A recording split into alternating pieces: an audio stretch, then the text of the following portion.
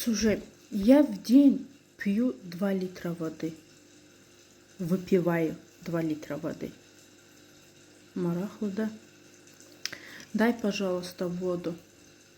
Я выпиваю очень много. Пью очень много. Sizce niye? Çünkü выпить, pit, iki feldir. Eyni tərcümə olunur. Amma pit daimi выпивать, daha doğrusu выпить bitmiş zamanı göstərir. Əgər siz deyirsiniz ki, я постоянно пью воду, постоянно sözü artıq daimilik göstərir. Deməli, пью воду, выпью, выпиваю yox, пью воду. Əgər выпить felini istifadə edirsinizsə, deməli, bitmişliyi göstərirsiniz.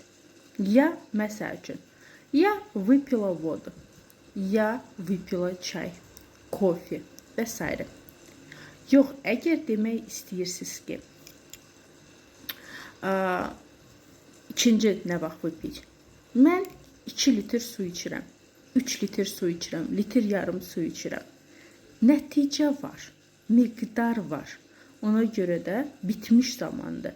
Выпиваю 2 литра воды, выпиваю 1,5 литра воды.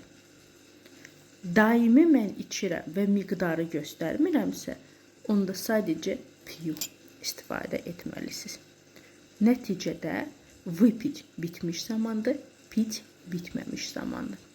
Uşaqlar, gündəlik həyatınızda istifadə etdiyiniz cümlələr, yəni gün ərzində neçə min cümlə istifadə edirik, daha doğrusu söz istifadə edirik və nə qədər də cümlələr.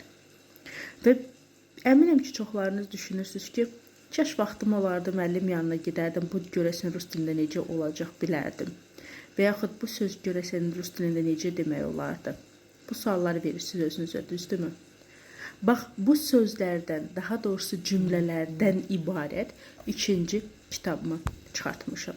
Sadəcə aşağıda qeyd elədiyim qiymətə əldə edirsiniz və daima sənin yol yoldaşın olur. Hara gedirsən get, hər zaman o kitab sənə kömək edəcək.